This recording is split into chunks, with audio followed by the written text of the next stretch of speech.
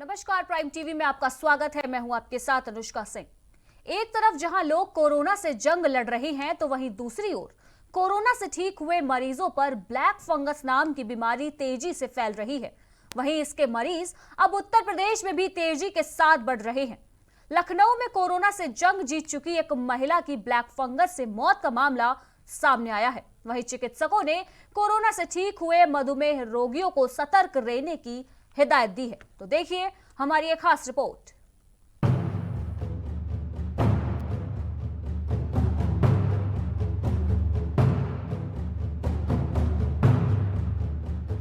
Corona की दूसरी लहर के दौरान ब्लैक फंगस यानी म्यूकोरमाइकोसिस की बीमारी भी तेजी से फैल रही है।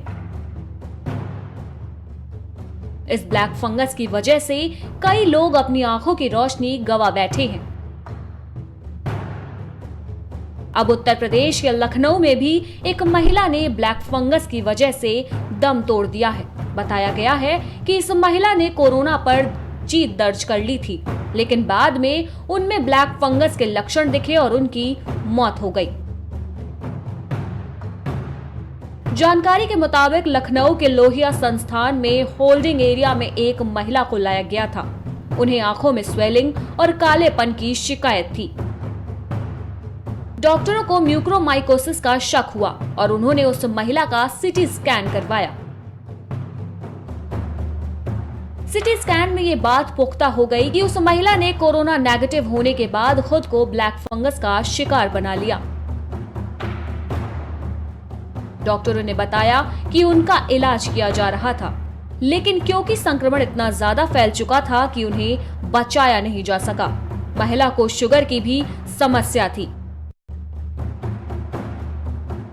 इस केस को लखनऊ में कोरोना संक्रमण के बाद ब्लैक फंगस से मरीज की मौत का पहला मामला बताया जा रहा है। बता दें कि लखनऊ के केजीएमसी में ब्लैक फंगस यानी म्यूकोरमाइकोसिस बीमारी वाले 8 मरीज देखे गए हैं। वहीं केजीएमयू के अलावा लोकबंधु और लोहिया संस्थानों में भी 1 दर्जन ऐसे केस देखने को मिले हैं। सभी का इलाज किया जा रहा है। बढ़ते कोरोना संक्रमण के बीच ब्लैक फंगस एक बड़ी चुनौती बनकर सरकार के सामने है। महाराष्ट्र में भी इस बीमारी के कई मरीज सामने आ चुके हैं। अब दूसरे राज्यों में भी ऐसे केस देखने को मिल रहे हैं। ऐसे में अब सिर्फ कोरोना को हराने पर जोर नहीं देना चाहिए, बल्कि इस ब्लैक फंगस पर कैसे काबू पाया जाए, इस पर भी ध्यान देने की जरूरत है। वैसे इस सिलसिले में आईसीएमआर की तरफ से भी एक एडवाइजरी जारी की गई है। इस नई बीमारी के बारे में बताते हुए कहा गया है कि जिन लोगों की डायबिटीज अनियंत्रित है और जो कोविड मरीज ज्यादा दिन तक आईसीयू में रहे हैं, अगर सही समय पर इलाज न किया जाए तो उनके लिए ब्लैक फंगस जानलेवा हो सकता है। ऐसा इसलिए क्योंकि कोरोना संक्रमित या संक्रमण से ठीक हुए लोगों के शरीर में बीमारी से लड़ने की क्षमता कमजोर पड़ जाती है। बड़ी बात यह है कि स्टेरॉइड के ओवरडोज के बल पर कोरोना से उभर चुके मधुमेह ग्रसित लोगों के लिए ब्लैक फंगस जान का दुश्मन बन रहा है। चिकित्सक कोरोना की दूसरी लहर के बाद ब्लैक फंगस के विस्फोट की आशंका जता रहे हैं। इसका ठोस आधार है। सर्वे के मुताबिक भारत में हर 10वां व्यक्ति शुगर का रोगी है। इनमें से आधे लोगों को पता ही नहीं कि वे शुगर से ग्रसित हैं। Desk report, prime TV.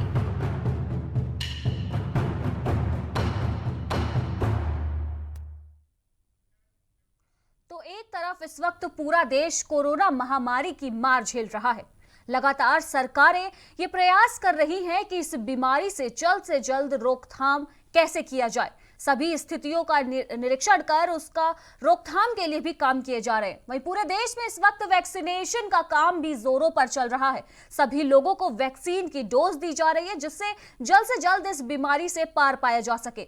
वहीं देखा गया है कि अब कोरोना मरीजों की संख्या में कमी आती जा रही है, पर अब एक दूसरा खतरा इस वक्त देश में लोगों के ऊपर मंडरा रहा है। जी हाँ, म्यूकोरमाइकोसिस नाम की यह बीमारी, जिसे हम ब्लैक फंगस के नाम से इस वक्त जान रहे हैं, लोगों के लिए काल बना हुआ है। आपको बता दें कि कोरोना से ठीक हुए लोगों पर अब ब्लैक फंगस अपना अटैक कर रहा है और लोगों को अपना शिकार बना रहा है। वहीं बात करें इस बीमारी की गंभीरता की, तो अगर तत्काल इस बीमारी की जांच नहीं की गई और इसका इलाज ना किया जाए तो व्यक्ति की मौत भी हो सकती है। और इसी पर आज हम चर्चा करेंगे कि आखिर ये ब्लैक फंगस क्या है और इससे बचाव के क्या तरीके हैं। तो इसी चर्चा पर हमारे साथ इस वक्त जुड़ चुके हैं डॉक्टर राजेश प्रजापति, जो इस बीमारी के बारे में हमें विस्तार से बताएंगे। और आज हम ये जानने का प्रयास करेंगे कि आखिर कोरोना के बाद फैली महामारी, जिसे ब्लैक फंगस कहा जा रहा है, क्या लोगों के लिए कितनी खतरनाक है, और अगर इसका ठीक से इलाज ना किया जा सका तो ये कितनी भयावह हो सकती है। तो इसी पर आज हम विशेष रूप से डॉक्टर राजेश प्रजापति से चर्चा करेंगे और जानेंगे कि ब्लैक फंगस आखिर क्या है। तो डॉक्टर, आपका बहुत बहुत शुक्रिया। तो सबसे पहले हम आपसे जानना चाहेंगे कि आखिर ब्लैक फंगस क्या है। मैं आपके दर्शकों के लिए बताना चाहूंगा कि हमें जैसे बचपन में बताया गया है कि जब भी मल्तबान से अचार निकालें, साफ चम्मच का प्रयोग करें, एक ही चम्मच को बार बार ना डालें और निकालने के बाद जितना निकालना है उतना खाएं, बाकी मल्तबान से भुकड़ी लग जाती है। साधारण से भाषा में इसे भुकड़ी बोलते हैं, साइंस की लैंग्वेज में उसे फंगस बोलते हैं, हिंदी में कवक बोला जाता है। ये जो फंगस, ये कवक होते हैं, ये हमारे नेचुरल इन्वायरमेंट का एक हिस्सा होते हैं। इनके स्पोर्स होते हैं, बहुत छोटे छोटे होते हैं, माइक्रोस्कोपिक, जो हवा के साथ होते हैं। और ये क्योंकि हवा में मौजूद हैं, इसलिए जब भी आपने देखा होगा कि आप कोई भी खाद्य सामग्री रख देते हैं तो उसके बाद फंगस जम जाता है, कवक जम जाता है। ये हमेशा आपके साथ रहते हैं, आपके एनवायरनमेंट में रहते हैं, लेकिन ये तब तक आपके अंदर कोई बीमारी नहीं पैदा करते हैं जब तक आपका शरीर इम्यून कॉम्प्रोमाइज ना हो। इम्यून कॉम्प्रोमाइज का मतलब कि आपकी इम्यूनिटी कम ना हो गई हो। जो हम कोरोना पेशेंट्स में ये म्यूकोरमाइकोसिस का या ब्लैक फंगस का जो केसेस के नंबर ज्यादा हम देख रहे हैं, इसकी कई वजह हैं। सबसे पहला वजह तो ये है कि वायरल इन्फेक्शन कोई भी हो, किसी भी वायरस इन्फेक्शन के बाद कुछ समय के लिए जो इम्यून स्टेटस होता है, जो इम्यून पावर होती है ह्यूमन बॉडी की, वो कम हो जाती है। साथ में कोरोना इन्फेक्शन में आपको पता है कि इन्फ्लेमेशन अगर लंग्स में बहुत ज्यादा है तो सेकेंड वीक में हम लोग स्टेरॉइड्स का इस्तेमाल करते हैं, और कई बार अगर इन्फ्लेमेशन ज्यादा है तो स्टेरॉइड हाई डोज में चलता है और ज्यादा दिन तक चलता है। दूसरी चीज, हम लोग कई बार देखा गया है कि जो लिम्सी है, लिम्सी यानी कि विटामिन सी, अगर विटामिन सी का आपने एक्सेस डोज लिया है तो वो भी प्रिडिस्पोज करता है फंगल ग्रोथ को। ये फंगल इन्फेक्शन से ज्यादा फंगल इन्वेजन होता है। आप मेरी बात समझिए, इन्फेक्शन एक अलग चीज हो गया, इन्वेजन एक अलग चीज हो गया। इन्वेजन का मतलब ये पहले आपकी नाक की सरफेस पे रहता है, फिर उस सरफेस से स्किन के अंदर घुसता है, और स्किन के अंदर घुस के वो जो बोन होती है उसको डिस्ट्रॉय करना शुरू करता है, उसके आसपास की जो खून की नलियां होती है उनको डिस्ट्रॉय करना शुरू करता है, और जो आसपास का हिस्सा है जैसे कि साइनसेस हो गए, आपका ऑर्बिट मतलब आंख का गोला हो गया, इन सब चीजों को जब वो डिस्ट्रॉय करना शुरू करता है तो इसी के रास्ते से, मतलब फेस, नोज और साइनसेस के रास्ते होते हुए, आंख के रास्ते होते हुए ये ब्रेन तक पहुंच सकता है ऊपर की तरफ। और इसकी वजह से जो बहुत सारे पेशेंट्स हैं जो रिकवरी मोड में हैं, इनकी जान जा सकती है।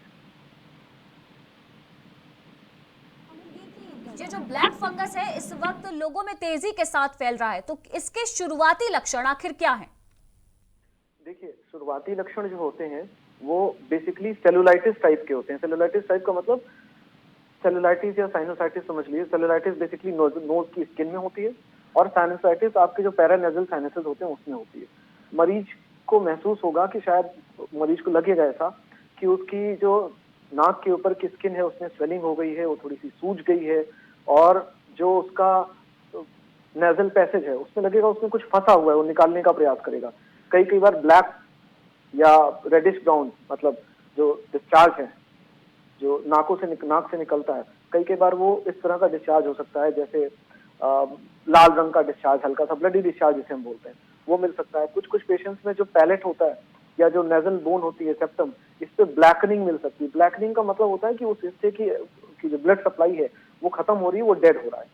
साथ में अगर ये एडवांस हो जाता है और ये आपकी आंख को इन्वॉल्व करना शुरू करता है। तो डिपेंडिंग ऑन कि आंख को उसने कितना डैमेज किया है, पेशेंट को हो सकता है शुरू में महसूस हो कि उसको आई स्ट्रेन हो रहा है, या आईज में हैवीनेस हो रही है, या रेडनेस हो रही है, या अगर इसका पेशेंट की ऑकुलर मसल्स इन्वॉल्व हैं तो पेशेंट को डिप्लोपिया यानी कि डबल विजन भी हो सकता है। पेशेंट कंप्लेन करेगा कि मुझे डबल विजन मतलब दो दो चीजें दिखाई दे रही हैं, आंख में लाली है, नाक में भारीपन है, नाक से लाल रंग का डिस्चार्ज आ रहा है, नाक में जो सेप्टम उसमें काले धब्बे पड़े हुए हैं। तो शुरुआत में ये लोकल इन्वेजन होता है। लोकल इन्वेजन का मतलब जो आसपास के सराउंडिंग एरिया में फैलता है। दूसरा इसका जो रूप दिखता है वो बेसिकली आपके लंग्स में दिखता है, आपके हार्ट में दिखता है और शरीर के बाकी अंगों में दिखता है, जिसकी वजह से धीरे धीरे जैसे जैसे इन्वेजन होता जाता है आपकी जो ब्लड वेसल्स जो खून की नलियां हैं वो ब्लॉक हो जाती हैं। उस हिस्से में नेक्रोसिस मतलब जो टिश्यू है वो डेड होने लगता है और धीरे धीरे ये प्रोग्रेस करता है। जी, तो जिस प्रकार से आप बता रहे हैं कि ये बीमारी किस तरीके से भयानक है, वहीं मैं आपसे ये भी जानना चाहूंगी कि यह बीमारी कोविड से रिकवर हुए पेशेंट्स में ज्यादा फैल रही है और उनमें इस तरीके के केसेस ज्यादा देखे जा रहे हैं। तो क्या कोरोना से रिकवर हुए हर पेशेंट के अंदर ये बीमारी देखी जा सकती है या फिर कुछ ऐसे लोग हैं जिनके अंदर ये बीमारी पनपती है?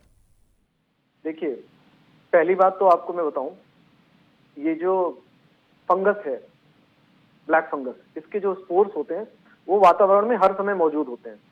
हर समय आप जैसे बाहर जाते हो तो वातावरण में जो हवा है हो सकता है उसमें जो ओ आ रहा है उसमें फंगल स्पोर्स हो, लेकिन इसका मतलब ये नहीं कि हर इंसान को फंगल इन्फेक्शन हो जाएगा। समस्या क्या आती है कि जब आपका इम्यून स्टेटस वीक है, आप लंबे समय तक स्टेरॉइड ले रहे हो, तो वो इम्यून स्टेटस और वीक हो जाता है। स्पेशली कुछ स्टेरॉइड्स हैं जिनमें डेक्सामेथासोन के बारे में ज्यादा कहा जाता है कि अगर आप हाई डोज डेक्सामेथासोन का यूज कर रहे हो तो वो ज्यादा प्रेडिस्पोज करता है आपको म्यूकोरमाइकोसिस या ब्लैक फंगस होने के लिए।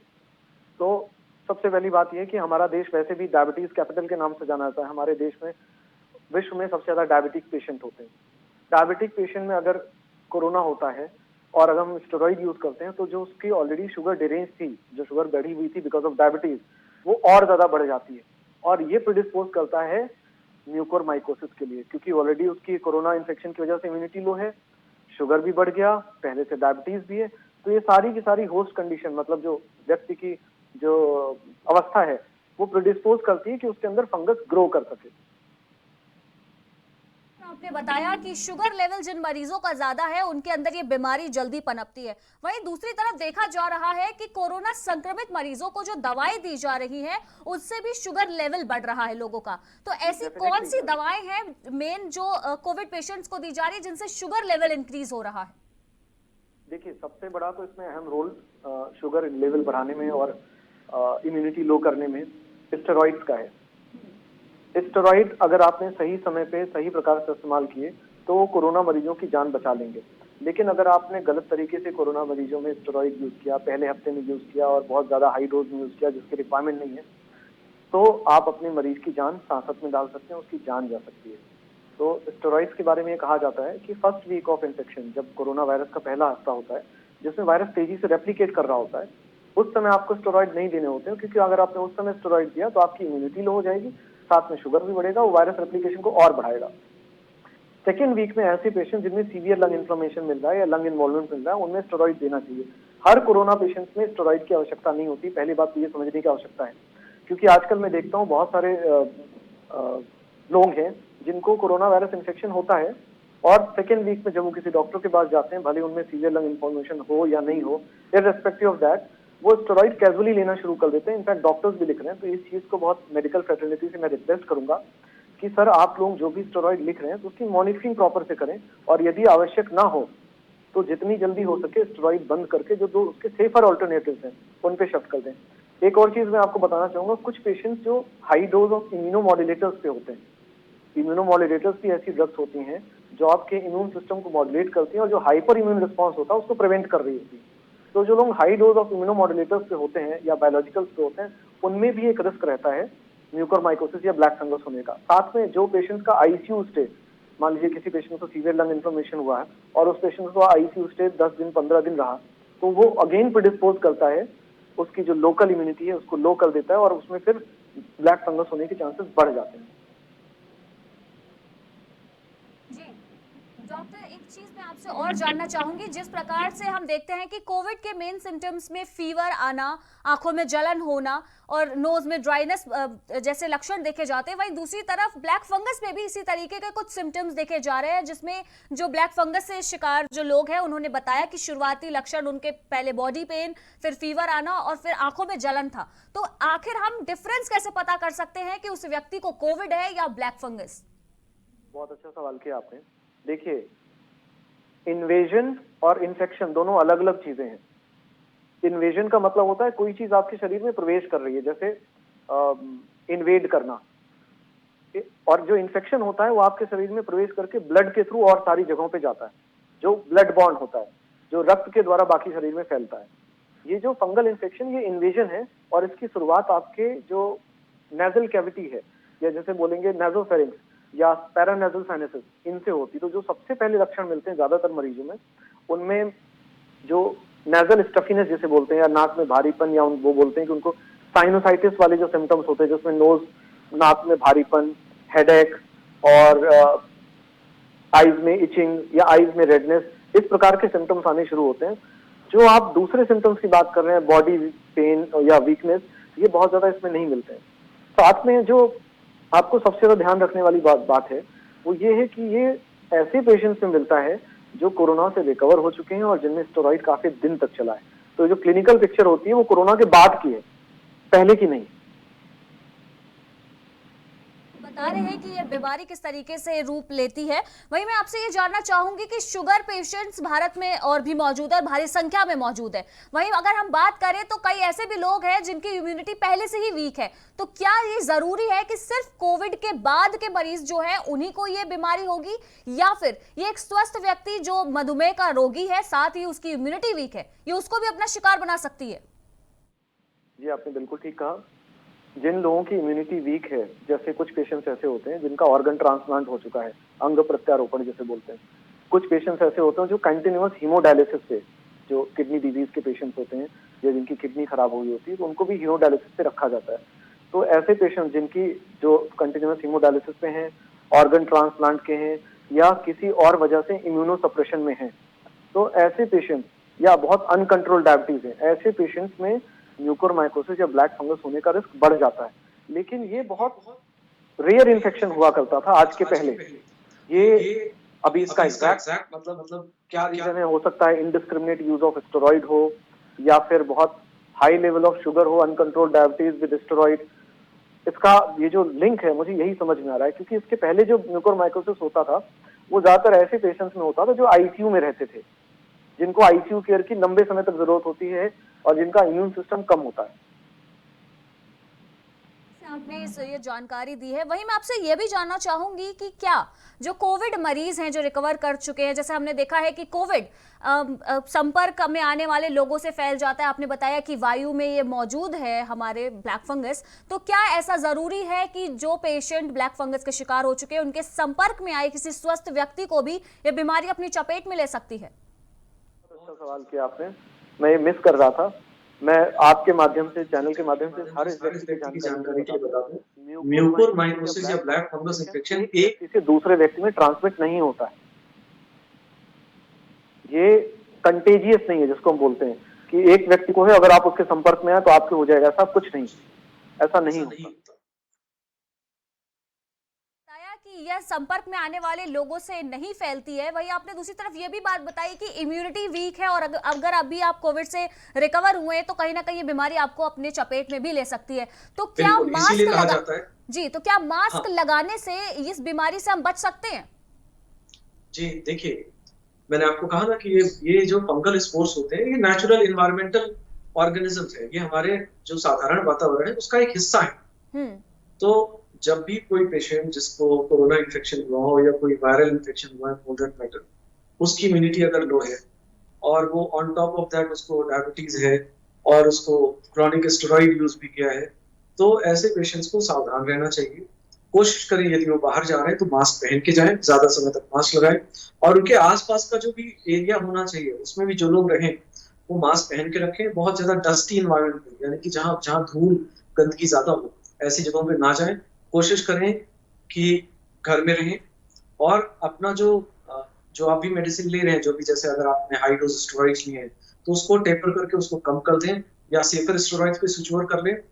देखिए, ये जो म्यूकोरमाइकोसिस होता है या ब्लैक फंगस होता है, ये बहुत ही एग्रेसिव डिजीज है। एग्रेसिव डिजीज का मतलब कि यदि आपने इसको सही समय पे नहीं इलाज किया तो ये जो डैमेज देगा आपको, ये बहुत खतरनाक डैमेज देगा। जिन हड्डियों में इसका इन्फेक्शन होता है उसका डिब्राइडमेंट करना पड़ता है। डिब्राइडमेंट का मतलब जितना भी हिस्सा जो सड़ा है, जो डेड हो चुका है, उसको काट के निकालना पड़ता है। कई सारे लोगों को, अभी एक पीएचयू में केस हुआ था, बनारस हिंदू यूनिवर्सिटी पीएचयू में, एक महिला थी, उसको इन्वेजिव म्यूकोरमाइकोसिस हुआ, तो उसके बाद उसका जबड़े का एक हिस्सा, एक तरफ की आंख, ये निकालनी पड़ी। हालांकि ये सारी चीजें निकालने के बाद उसका जो इन्फेक्शन, लोकल इन्वेजन है, वो कंट्रोल हुआ, लेकिन क्योंकि एक तरफ की आंख गई, चेहरे का एक हिस्सा गया, तो ये काफी ज्यादा डैमेजिंग सर्जरी हो गई। वो बात अलग है कि बाद में उसको नकली आंख लगाई जाएगी, चेहरे का रिकंस्ट्रक्शन किया जाएगा, लेकिन ये सारी चीजें अवॉइड की जा सकती थी अगर टाइम पे म्यूकोरमाइकोसिस या ब्लैक फंगस का पता चलता है। जी डॉक्टर, जिस प्रकार से अभी आप ये पूरी जानकारी दे रहे हैं, वही मैं आपसे यह भी जानना चाहती हूँ कि जिस प्रकार से देखा जा रहा है कि कोरोना हर वर्ग के लोगों को अपनी चपेट में ले रहा हो, चाहे वो वृद्ध हो, वयस्क हो या बच्चे हो, वो सभी लोगों को अपनी चपेट में ले रहा है। वहीं दूसरी तरफ क्या ब्लैक फंगस बच्चों पर भी अटैक कर रहा है? नहीं, ऐसा नहीं। ब्लैक फंगस टिपिकली ऐसे लोगों में मिलता है जिनको डायबिटीज हो और क्रॉनिक स्टेरॉइड यूज जिनके अंदर हुआ हो, स्पेशली डेक्सामेथासोन का।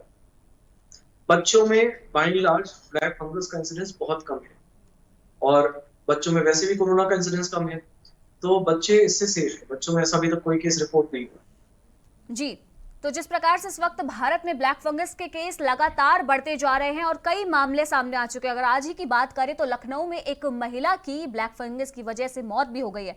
तो मैं डॉक्टर, मैं आपसे ये जानना चाहूंगी कि क्या सिर्फ भारत में ही ब्लैक फंगस अपना अटैक कर रहा है, या फिर भारत के अलावा भी कई ऐसे देश हैं जहां ये ब्लैक फंगस अपना आतंक दिखा रहा है?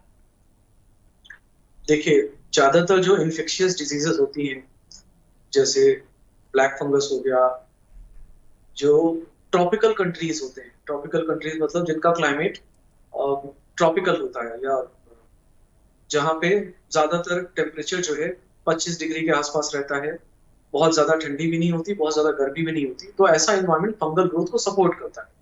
तो टिपिकली ये जो प्रॉब्लम है, ये जो थर्ड वर्ल्ड कंट्रीज हैं उनकी है। यूरोपियन कंट्रीज में, यूएस, यूके वगैरह में क्या होता है कि साल में एक बार ऐसा समय आता है कि कई फीट मोटी बर्फ की परत जमी होती है, तो वो फंगस ग्रोथ को बहुत ज्यादा सपोर्ट नहीं करती। दूसरे, हमारा जो देश है, हमारी जो डाइट है, वो बेसिकली कार्बोहाइड्रेट बेस्ड डाइट है। इसकी वजह से जो डायबिटीज का इंसिडेंस है, या जिसे मधुमेह का रोग बोलते हैं, शुगर के जो मरीज है, हमारे यहाँ बहुत भारी मात्रा में पाए जाते हैं। साथ में एक चीज और मैं बताना चाहूंगा, ज्यादातर जो लोग स्टेरॉइड यूज करते हैं, स्टेरॉइड दिया जाता है, अगर आप साधारण व्यक्ति को भी स्टेरॉइड देंगे तो उससे उसका शुगर लेवल बढ़ेगा, मतलब वो स्टेरॉइड इंड्यूस डायबिटीज में जाएगा। तो खास बात यह है कि अगर आप सीवियर कोरोना पेशेंट्स को ट्रीट कर रहे हैं और उसको आप स्टेरॉइड दे रहे हैं, तो आपको इस बात का ध्यान रखना चाहिए कि उसका शुगर लेवल एक लिमिट से ज्यादा ना बढ़े, ताकि उसको स्टेरॉइड इंड्यूस डायबिटीज ना हो। अगर उसका शुगर लेवल बढ़ रहा है तो आप उसको या तो इंसुलिन पे ले लें, या फिर कोई ओरल हाइपोग्लाइसेमिक्स देकर उसका शुगर कंट्रोल करें। किसी भी तरह से आप करें, शुगर कंट्रोल होना चाहिए, और स्टेरॉइड बहुत हाई डोज में नहीं देना चाहिए, और जब स्टेरॉइड का काम हो जाए तो उसको टेपर करके बंद कर देना चाहिए। आजकल मैंने कई सारे लोगों के प्रिस्क्रिप्शन देखे हैं कि कोरोना इन्फेक्शन होते ही वो 2-3 दिन बाद हाई डोज में स्टेरॉइड चला देते हैं, और स्टेरॉइड वो एक बार शुरू होता है तो 10-10, 15-15 दिन तक चलता ही जा रहा है। यदि आप इतने लंबे समय तक स्टेरॉइड यूज करिएगा तो वाकई आपके पेशेंट का इम्यून स्टेटस नॉक डाउन हो जाता है, बहुत कम रह जाता है, और ये फंगल इन्वेजन होने के उसमें बहुत हाई चांस है। जी, तो जिस प्रकार से आप इस पूरी तमाम जानकारी हमको दे रहे हैं, वही हम दूसरी तरफ यह भी जानना चाहेंगे कि जिस प्रकार से आप बता रहे हैं कि ये बीमारी जो ब्लैक फंगस है, ये सामान्य सतहों पर भी मिलती है, तो ऐसे में जो शुगर के पेशेंट हैं या जो अभी कोविड से रिकवर हुए हैं, उन्हें क्या खास सावधानी बरतनी चाहिए? ऐसी कौन सी जगह हैं जिनसे उन्हें बचना चाहिए जिससे वो इस बीमारी से बच सके? देखिए, सबसे पहली बात तो मैं बताऊंगा कि जो हाइजीन होती है या साफ सफाई जो होती है, उसका सबसे बड़ा रोल होता है फंगल इन्फेक्शन प्रिवेंशन में। साथ में जिन लोगों को डायबिटीज है, उनको अपना जो शुगर कंट्रोल हो बिल्कुल एडिक्वेट रखना चाहिए, और क्योंकि अक्सर मैंने देखा है कि जो पेशेंट होते हैं कोरोना से रिकवर होने के बाद मास्क का प्रयोग कम कर देते हैं और बार बार अपनी उंगली अपने नाक में डालते रहते हैं, क्योंकि ये लोकल इन्फेक्शन होता है। सबसे पहले ये नाक में शुरू होता है। तो अगर आप ये हैबिट नहीं डालेंगे कि बार बार अपनी नाक में उंगली डालें या नाक को खुरदें या नाक के बालों को खींचें, तो जो इन्वेजन है फंगस का वहां तक नहीं पहुंचेगा और आप फर्स्ट स्टेप पे रुक जाएंगे, आप इससे बच सकते हैं। बेसिकली फंगल इन्फेक्शन जितने भी होते हैं वो हाइजीन की और इम्यून की प्रॉब्लम होते हैं। अगर आपका इम्यून स्टेटस वीक है या आपके अंदर स्टेरॉइड की वजह से ट्रांजिएंटली इम्यूनिटी कम हो गई है, तो आप इसके लिए प्रेडिस्पोज हो जाओगे, आपको होने का चांस बढ़ जाएगा। जी, तो जिस प्रकार से आप बता रहे हैं कि ब्लैक फंगस का मेन कारण है हाइजीन का ध्यान रखना, मतलब आप अगर अपने हाइजीन का ध्यान नहीं रखेंगे तो ये बीमारी आपको अपनी चपेट में ले सकती है। तो वही इसीलिए एडवाइस दिया जाता है कि जिन लोगों को कोरोना इन्फेक्शन से जो रिकवर हो चुके हैं जी, उनको मास्क पहनना चाहिए।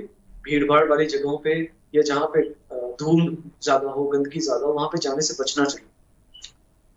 जी, तो वही मैं आपसे एक और सवाल करना चाहूंगी कि देखा जा रहा है कि इस वक्त जिस प्रकार से संक्रमण बढ़ता जा रहा है, लोग होम आइसोलेट भी हैं और वहां से ही अपने कोविड का इलाज कर रहे हैं। ऐसे में जो होम आइसोलेट जो लोग हैं वो इस बीमारी से किस प्रकार से बचाव कर सकते हैं? जी, सबसे पहले तो जो भी होम आइसोलेशन में पेशेंट्स हैं उनको देखना होगा कि क्या वो स्टेरॉइड ले रहे हैं या नहीं। अगर वो स्टेरॉइड ले रहे हैं तो उनका शुगर लेवल कितना है। अगर उनको पहले से डायबिटीज है और उसके साथ में स्टेरॉइड ले रहे हैं तो उनका जो शुगर की दवाओं का डोज था वो बढ़ाना चाहिए ताकि शुगर कंट्रोल में रहे। अगर सिर्फ ऐसे पेशेंट्स हैं जो स्टेरॉइड की वजह से जिनका शुगर बढ़ा हुआ है, स्टेरॉइड इंड्यूस्ड हाइपरग्लाइसीमिया है या स्टेरॉइड इंड्यूस्ड डायबिटीज है, तो उन पेशेंट्स में भी हमें वही मेडिसिन यूज करनी चाहिए या तो इंसुलिन यूज करना चाहिए ताकि उनका शुगर लेवल जो एडिक्वेट हो विद इन 150 हम उसको मेंटेन कर सकें। साथ में इस बात को भी ध्यान देना जरूरी है कि जिसको मैं बोलता हूँ इनडिस्क्रिमिनेट यूज ऑफ या इनजुडिशियस या अनसाइंटिफिक यूज ऑफ स्टेरॉइड्स। देखिए, स्टेरॉइड कोरोना वायरस मरीजों के लिए जिनमें लंग्स में इंफ्लेमेशन है उनके लिए संजीवनी बूटी का काम कर रहे हैं। इनफैक्ट स्टेरॉइड आपके रेमडेसिविर से भी ज्यादा अच्छा काम कर रहे हैं। रेमडेसिविर एक बेकार दवाई है, स्टेरॉइड बहुत अच्छा काम कर रहे हैं। समस्या क्या है कि हमारे देश में जब भी हम लोग किसी भी ट्रीटमेंट को स्टार्ट करते हैं तो उसकी प्रॉपर मॉनिटरिंग नहीं कर रहे।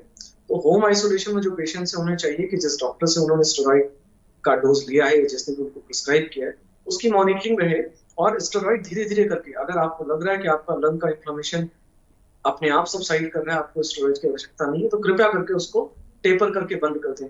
या फिर जो सेफर स्टेरॉइड्स हैं, मतलब डेक्सामेथासोन के अलावा जो दूसरे सेफर स्टेरॉइड्स हैं उन पे आप स्विच ओवर कर सकते हैं, जैसे मिथाइलप्रेडनिसोलोन हो गया या मेट्रोन। जी, तो जिस प्रकार से ब्लैक फंगस की बीमारी मैं एक चीज और आपको बताना चाहूंगा जी, और वो ये है कि जिन लोगों में म्यूकोरमाइकोसिस या ब्लैक फंगस, क्योंकि ये इन्वेजन है, इन्वेजन का मतलब ये पहले आपकी त्वचा की ऊपरी सतह पे रहता है। देखा यह गया है कि जो भी इन्वेजिव या फंगल इन्फेक्शंस होते हैं किसी भी प्रकार के, चाहे वो स्किन के किसी भी हिस्से में, अगर आप सिट्रस फ्रूट या खट्टे फल ज्यादा ले रहे हैं या अगर विटामिन डी आवश्यकता से अधिक ले रहे हैं, तो जो ऊपर की परत होती है स्किन की, उसका टर्नओवर बढ़ जाता है, नई सेल्स का बनने का नंबर बढ़ जाता है। और बेसिकली ये जो फंगस है इसका होस्ट वही सेल्स होती है। तो अगर आप हाई डोज में बहुत ज्यादा विटामिन सी ले रहे हैं तो कृपया करके उसको बंद कर दें फर्स्ट वीक के बाद। और सिट्रस फ्रूट लेना, अगर आपको डाउट हो रहा है कि आपको फंगल इन्फेक्शन हो सकता है, तो सिट्रस फ्रूट लेना भी कम कर दें। इससे जो रेट ऑफ प्रोग्रेशन है वो थोड़ा स्लो हो जाएगा। जी, तो जिस प्रकार से आप बता रहे हैं कि विटामिन सी की अगर आप ओवरडोज ले रहे हैं तो आपको ये बीमारी अपने चपेट में ले सकती है, तो क्या विटामिन सी इसका एक मेन सोर्स भी माना जा सकता है? नहीं, विटामिन सी पहली बात समझिए, ऐसे पेशेंट जो इम्यून कॉम्प्रोमाइज्ड है या जिनका इम्यून स्टेटस लो है उनमें ही फंगस होगा और किसी पेशेंट्स में नहीं होगा। फंगस हमारे नॉर्मल इन्वायरमेंट का एक हिस्सा है, हमारे साथ रहते हैं। तो जिन पेशेंट्स की इम्यूनिटी कम है, जो स्टेरॉइड पे हैं, जो डायबिटिक हैं, उन्हीं को इसके बारे में सोचने की आवश्यकता है। जी, तो जिस प्रकार से डॉक्टर हम देख रहे हैं कि लगातार कोरोना की वजह से लोग इस वक्त आतंक में आ चुके हैं, लोग होम आइसोलेट होकर भी अपना इलाज कर रहे हैं, वहीं स्वस्थ व्यक्ति भी अपनी इम्यूनिटी बूस्ट करने के लिए लगातार ताजे फल, खट्टे फल, विटामिन सी मेन कह सकते हैं कि मुख्य रूप से वो विटामिन सी से जुड़े खट्टे फल, नींबू पानी का सेवन कर रहे हैं। तो क्या अधिकता में नींबू पानी या फिर विटामिन सी से जुड़े हुए फलों को खाने से इस बीमारी का खतरा बढ़ सकता है? इस बीमारी का खतरा सिर्फ और सिर्फ एक कंडीशन में है, अगर आपका शुगर लेवल बहुत ज्यादा बढ़ा हुआ है और आपने स्टेरॉइड का अत्यधिक इस्तेमाल किया है। जो पेशेंट इन दोनों चीजों को कर रहे हैं उनको सिट्रस फ्रूट और विटामिन सी थोड़ा रिस्ट्रिक्ट करके देना चाहिए, कम देना चाहिए। जी, तो जो लोग घर पे मौजूद हैं, जो होम आइसोलेट हैं और वो शुगर के भी पेशेंट हैं और वो लगातार दवाइयां ले रहे हैं, शुगर की भी दवाइयां ले रहे हैं, तो क्या उनको किस प्रकार से इस बीमारी से बचाव के तरीके अपनाने चाहिए? सबसे पहला तो देखिए, जो पेशेंट होम आइसोलेशन में है, बहुत ज्यादा सिक नहीं है, बहुत ज्यादा सीवियर लंग इन्फ्लेमेशन नहीं है, उनमें स्टेरॉइड की कोई आवश्यकता नहीं, उनमें स्टेरॉइड नहीं देना चाहिए, पहली बात। दूसरा, अगर किसी को डायबिटीज है और उसे पता है कि उसका शुगर अनकंट्रोल्ड है, तो उसको चाहिए कि कोरोना के समय में बिकॉज ऑफ इन्फ्लेमेशन वैसे भी शुगर अप होती है, डायबिटीज डिरेंज होती है, तो उनको चाहिए कि वो जो शुगर लेवल है उसकी स्ट्रिक्ट मॉनिटरिंग करते रहें। उनको लगता है कि शुगर लेवल डिजायर्ड लिमिट से ऊपर जा रहा है, तो फिर अपना जिससे उन्होंने मेडिसिन लिखवाई है शुगर की, उससे बात करें और उस मेडिसिन का डोज बढ़ाएं ताकि जो शुगर की मात्रा है वो कंट्रोल है। जी, तो डॉक्टर राजेश, जिस प्रकार से आप हमें ब्लैक फंगस के बारे में तमाम जानकारियां दे रहे हैं, वही मैं आपसे यह भी जानना चाहती हूं कि जिस प्रकार से आप इस बात पर जोर दे रहे हैं कि जो मरीज कोरोना से ठीक हुए हैं, उनका शुगर लेवल ज्यादा है और वो एस्टेरॉइड्स का इस्तेमाल ज्यादा कर रहे थे, उनमें यह बीमारी फैल रही है, तो कहीं ना कहीं एक कारक हम कोविड को भी मानकर चल सकते हैं। तो क्या अब हम ये मान लें कि कोविड अब सिर्फ आपके फेफड़ों तक सीमित नहीं रही है, अब ये आपके पूरे शरीर पर हमला बोल सकती है? आपने बिल्कुल सही कहा। देखिए, कोरोना महामारी जो अभी शुरू हुई है, जो सेकेंड वेव हुई है, इसमें हमने देखा है कि बहुत तेजी से लंग्स को डिस्ट्रॉय करता है। और ये जो बाकी चीजें हैं, जैसे अभी में ब्लैक फंगस का इंसिडेंस मिल रहा है कि जो कोरोना से रिकवर हो चुके हैं उनमें ब्लैक फंगस मिल रहा है, उनके होने के चांसेस बढ़ गए। ऐसे ही आप देखेंगे कि आने वाले 6 महीनों में या साल भर में ऐसे पेशेंट्स जिनमें जो लंग का फंक्शन है, जिसको हम लोग सीओपीडी पहले समझते थे, उस टाइप के पेशेंट जिनमें फेफड़े जो है वो पूरी तरह से रिकवर नहीं हो पाते हैं कुछ मरीजों में, इवन आफ्टर 1 ईयर। कुछ पेशेंट्स ऐसे हैं जिनमें कार्डियक अरेस्ट या जैसे बोलते हैं हार्ट अटैक होने का चांसेस बढ़ जाता है पोस्ट कोरोना पेशेंट्स में।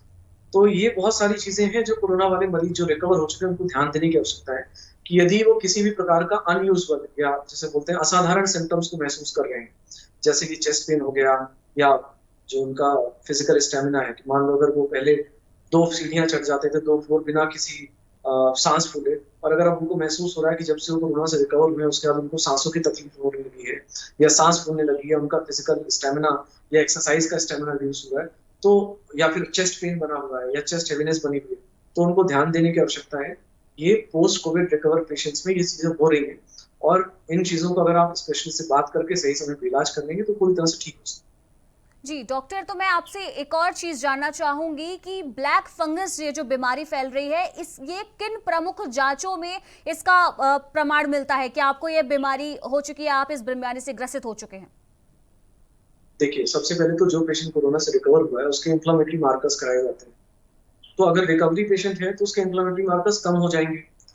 जो पेशेंट रिकवर हो चुका है, अगर वो दोबारा से आपको कंप्लेन कर रहा है कि मुझे नाक में भारीपन महसूस हो रहा है, मुझे जो फेस का हिस्सा है, नाक के दोनों तरफ का हिस्सा और नाक का हिस्सा और आंखों के बीच का हिस्सा जहां साइनसेस होते हैं, यहाँ भारीपन और दर्द महसूस हो रहा है, या फिर मुझे आंखों में रेडनेस, आईज में लालीपन आ रहा है, खुजली हो रही है, या फिर नाक से ब्लडी डिस्चार्ज जैसे बोलते हैं, लाल रंग का डिस्चार्ज आ रहा है, या कहीं ब्लैक कलर के पैच, काले रंग के धब्बे पड़े हुए हैं जो आपका नेजल सिस्टम उसके आसपास या पैलेट पे, तो ये हमें सचेत करते हैं कि हाँ, इस पेशेंट को ब्लैक फंगस हो सकता है।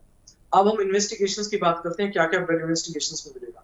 ब्लड इन्वेस्टिगेशंस में टिपिकली जो एक्यूट फेज रिएक्टेंट्स होते हैं या इन्फ्लेमेटरी मार्कर्स होते हैं, जिसमें सीआरपी है, ईएसआर है, ये सारी चीजें आपकी बढ़ जाएंगी, आपको बढ़ी हुई मिलेगी। साथ में अगर आप फंगस को आप डायरेक्ट एग्जामिन करना चाहते हैं, तो जो डिस्चार्ज है या जो ब्लैकिश डिस्कलरेशन है, उसको आप स्क्रैप करके आप डायरेक्ट फंगल एग्जामिनेशन माइक्रोस्कोप में डायरेक्ट फंगस को एग्जामिन कर सकते हैं, उसके स्पोर्स ले सकते हैं, या आप चाहें तो उस फंगस को कल्चर करके भी आइसोलेट कर सकते हैं। बट इवन देन अगर आप कल्चर के लिए जाते हैं तो उसमें भी समय लगता है और इतना समय होता नहीं। तो सबसे पहली बात, हाई इंडेक्स ऑफ सस्पिशन, मतलब ऐसा पेशेंट जिसमें ब्लैक फंगस होने की संभावना है और वो सिमिलर सिम्टम्स के साथ हमें प्रेजेंट करता है, तो डॉक्टर्स को बहुत एग्रेसिव होकर काम करना होता है। ना सिर्फ इसमें ईएनटी बल्कि ऑप्थेल्मोलॉजी और डेंटिस्ट्री, इन सबको मिलकर काम करना होता है, क्योंकि फंगस जो होता है वो लोकल इन्वेजन कर रहा होता है। मतलब पहले वो आपके नाक को डिस्ट्रॉय करता है, नाक की इंटरनल बोन्स को डिस्ट्रॉय करता है, आसपास की कैपिलरीज को ब्लॉक करता है, फिर उसके बाद वो आंख की तरफ जाता है, आंख को डिस्ट्रॉय करना शुरू करता है और नीचे की तरफ आता है तो आपका जो डेंटल मतलब जो डेंटल स्ट्रक्चर है, जो दांतों का स्ट्रक्चर है उसको खराब कर सकता है। लोगों को दांतों में लूजनिंग या दांतों में दर्द महसूस हो सकता है। ठीक है, और अगर ये फंगस आंख के रास्ते या जो पैलेट होता है या जो बोन्स है उनको डिस्ट्रॉय करते हुए ब्रेन तक पहुंच जाता है, तो पेशेंट को फिर जो मेनिंजाइटिस के सिम्टम्स होते हैं वो आने शुरू हो जाते हैं, जिसमें इरिटेबिलिटी होती है, कंफ्यूजन होता है और कोमा होता है, बेहोशी। जी, तो जिस प्रकार से अभी आप हमें बीमारी के प्रसार के बारे में बता रहे हैं कि वो किस प्रकार से आप पर अटैक कर सकती है, वही मैं आपसे जानना चाहूंगी कि ब्लैक फंगस अगर किसी इंसान को हो गई है, उसे शुरुआती लक्षण दिखाई देने लग गए हैं, तो ये बीमारी गंभीर रूप लेने में कितना वक्त लगाती है? 24 से 48 घंटे। जी, तो एक्चुअली आपका इम्यून स्टेटस जब कम रहता है तो फंगस आपकी हड्डियों को खाना शुरू कर देता है, उसको डिस्ट्रॉय करना शुरू कर देता है, और इसकी वजह से जो उसके आसपास की खून की सप्लाई होती है, जो ब्लड वेसल्स होती है, वो क्लॉट होने लगती है और टिश्यू नेक्रोसिस का मतलब जो कोशिकाएं हैं वो मरनी शुरू हो जाती हैं, डेड होनी शुरू हो जाती जी, तो आपने बताया कि 24 से 48 घंटे के अंदर यह बीमारी गंभीर रूप ले सकती है। तो ऐसे में जरूरी है कि अगर आपको ब्लैक फंगस के शुरुआती लक्षण दिखने शुरू हो चुके हैं तो तत्काल अपने नजदीकी चिकित्सालय में जाकर अपनी जांच जरूर करवाएं, क्योंकि अगर एक बार ये बीमारी गंभीर रूप ले गई तो व्यक्ति की जान पर भी बात आ सकती है। तो वहीं डॉक्टर, मैं आपसे ये जानना चाहूंगी कि इस बीमारी में देखा जा रहा है कि कई लोगों की आंखों की रोशनी भी जा रही है, तो ये ब्लैक फंगस आंखों पर भी अटैक डाल रहा है। तो क्या ऐसा है, मुमकिन है कि जो लोग जो पहले से ही जिनकी आंखें कमजोर है, क्या ये बीमारी उन पर भी हावी हो सकती है? नहीं, फिर से बात समझिए, इस बीमारी की शुरुआत आपकी नाक से होती है, नेजल कैविटी से होती है, और उसके बाद जो आसपास के हिस्से हैं उनमें जाती है। तो क्योंकि नाक के पास आंख है, नाक के पास में साइनसेस हैं, पैरानेजल साइनसेस हैं, और नाक के ऊपर का हिस्सा क्रिबलीफॉर्म प्लेट जिसे बोलते हैं, उसके थ्रू ब्रेन तक एक्सेस पा सकता है फंगस। एक पतली सी झिल्ली होती है हड्डी की, जस्ट फ्यू मिलीमीटर्स की, अगर वो डिस्ट्रॉय हो जाए तो ये फंगस डायरेक्टली आपके ब्रेन में एक्सेस कर सकता है, और इसकी वजह से बहुत तेजी से आपके जो न्यूरोलॉजिकल फंक्शंस उनको अफेक्ट कर सकता है। अगर किसी को प्री एग्जिस्टिंग आई प्रॉब्लम है तो उससे ब्लैक फंगस होने का या आई प्रॉब्लम की वजह से ब्लैक फंगस होने का इसका कोई कोरिलेशन नहीं है। हाँ, अगर ब्लैक फंगस नाक में शुरू होके आंख की तरफ चला जाता है तो आंख की मसल्स को डिस्ट्रॉय कर देता है। हमारी जो ऑकुलर मसल्स होती है, जो हमारी आंख की गति को नियंत्रित करती है, मतलब अगर हम चाहें तो एक समय पे दोनों आंखों को एक ही पॉइंट पे फोकस कर सकते हैं।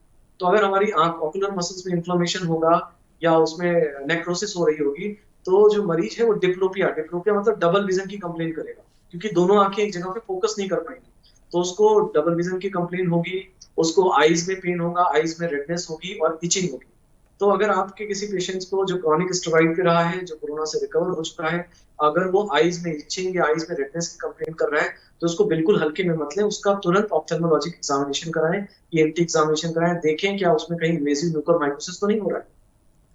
जी, तो जिस प्रकार से आपने बताया कि ये बीमारी नाक के रास्ते इंसान के शरीर में प्रवेश करती है और बाद में गंभीर रूप ले लेती है, तो ऐसे में मैं आपसे यह भी जानना चाहती हूँ कि अगर कोई पेशेंट जिस तरीके से होम आइसोलेट है और उस घर में अगर होम आइसोलेट मरीजों में एक से ज्यादा मरीज शुगर का पेशेंट है और वो कोविड से हाल ही में रिकवर हुए हैं, तो क्या ऐसा मुमकिन है कि एक ब्लैक फंगस के मरीज से दूसरे ब्लैक फंगस मतलब दूसरे मरीज में भी ब्लैक फंगस हो सकता है?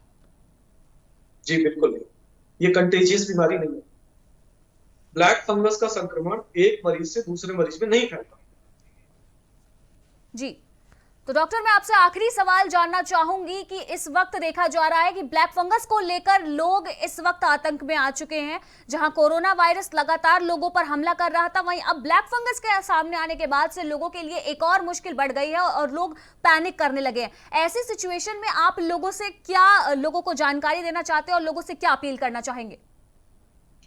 मैं लोगों से अपील करना चाहूंगा, खासकर अपनी मेडिकल फ्रेटर्निटी से जो हमारे साथी डॉक्टर भाई हैं, मैं उनसे अपील करना चाहूंगा कि आप स्टेरॉइड को बहुत जुडिशली यूज करिए, बहुत ही वैज्ञानिक तरीके से यूज करिए। इनडिस्क्रिमिनेट यूज मत करिए स्टेरॉइड का, क्योंकि ये मरीज की जान ले सकता है। अगर आपको लग रहा है कि मरीज के लंग्स में इन्फ्लेमेशन है, उसका ऑक्सीजन लेवल फॉल कर रहा है और स्टेरॉइड देने की आवश्यकता है, तभी स्टेरॉइड दीजिए। हर कोरोना पेशेंट्स में स्टेरॉइड देने की कोई आवश्यकता नहीं। और विशेषकर यदि आप किसी ऐसे मरीज का इलाज कर रहे हैं जिसको प्री एग्जिस्टिंग डायबिटीज है, जिसको पहले से डायबिटीज है, तो उसके शुगर का विशेष ध्यान रखें और सचेत रहने की बहुत आवश्यकता है। क्योंकि जैसे ही आपको शुरुआती लक्षण मिलने शुरू हो, शुरुआती लक्षण बेसिकली सेलुलाइटिस जैसे होते हैं, जिसमें नाक का हिस्सा सूज जाता है और उस हिस्से में छूने पे पता नहीं चलता है, उसको हाइपोस्थीसिया बोलते हैं। तो अगर आपको सेलुलाइटिस और हाइपोस्थीसिया मिल रहा है किसी पेशेंट में, तो तुरंत अलर्ट हो जाएंगे। शुरुआत में अगर हम जो एंटी फंगल है, जिसको हम लोग पोसाकोनाजोल के नाम से जानते हैं, पोसाकोनाजोल एक एंटी फंगल एजेंट होता है। इसकी एक टैबलेट्स आती है, यूजुअली हम 100 to 200 milligram twice a day देते हैं फॉर एटलीस्ट 17 डेज, 17 दिनों के लिए देते हैं। तो अगर हम बहुत ज्यादा इन्वेजिव फंगल इन्फेक्शन नहीं देख रहे हैं या शुरुआती अवस्था में ही देख रहे हैं, तो हमें इस दवा का इस्तेमाल करना चाहिए। साथ में जो लोकल क्लीनिंग है या जो लोकल डिब्राइडमेंट है, वो भी करना चाहिए। इसमें अगर हमें ENT स्पेशलिस्ट की मदद मिल सके तो सबसे अच्छा होगा। हम जितना भी डेड पार्ट है, जितना भी नेक्रोटिक पार्ट है नाक का, वो निकाला जा सकता है। एडवांस स्टेजेस में जब इस फंगस ने आपके चेहरे के हिस्से को क्षतिग्रस्त कर दिया है, आई बॉल्स को डैमेज कर दिया है, उस स्थिति में जितना हिस्सा डेड और नेक्रोस हो चुका है, यानी कि जो निर्जीव हो चुका है, फंगल से इन्फेक्टेड है, उतना हिस्सा निकालना पड़ता है। तो कई लोगों को अपनी आंख गंवानी पड़ सकती है, चेहरे का बड़ा हिस्सा गंवाना पड़ सकता है। और यदि ये फंगस आपके नाक के रास्ते से होते हुए नीचे फेफड़ों पहुंच गया, तो सिस्टमिक फंगल इन्फेक्शन हो सकता है। और ऐसी सिचुएशन से बचने के लिए आपको जो लाइपोसोमल एम्फोटेरिसिन बी है, एक एंटीबायोटिक आती है, एंटी फंगल एजेंट होता है, उसका इस्तेमाल किया जा सकता है। और उसका हाई डोज देके या सही तरीके से सर्जिकल डिब्राइडमेंट करके हम पेशेंट की जान बचा सकते हैं। जी डॉक्टर, बहुत विशेषकर मैं ऐसे पेशेंट्स को जी डॉक्टर, बहुत बहुत शुक्रिया आपका इस तमाम जानकारी के लिए। तो इस वक्त हमारे साथ डॉक्टर राजेश प्रजापति जुड़े हुए थे, जो हमें ब्लैक फंगस के बारे में जानकारी दे रहे थे। उन्होंने साफ तौर पर कहा है कि अगर कोई भी मरीज के अंदर ब्लैक फंगस के शुरुआती सिम्टम नजर आ रहे हैं, तो 24 से 48 घंटे के अंदर ये बीमारी गंभीर रूप ले सकती है। तो ऐसे में जरूरत है कि अगर आपके अंदर कोई भी शुरुआती लक्षण ब्लैक फंगस से रिलेटेड नजर आ रहे हैं, तो जल्द से जल्द चिकित्सकीय परामर्श जरूर ले, क्योंकि अगर एक बार इस बीमारी ने गंभीर रूप ले लिया तो व्यक्ति की जान पर भी बात आ सकती है। वहीं प्राइम टीवी भी आपसे अपील करता है कि आप सभी लोग घर पर रहें, स्वस्थ रहें और इस बीमारी से बचाव के लिए एकजुट होकर प्रयास करें। फिलहाल इस हमारी खास पेशकश में इतना ही। देश दुनिया की बाकी की तमाम खबरों के लिए आप बने रहिए प्राइम टीवी के साथ। नमस्कार।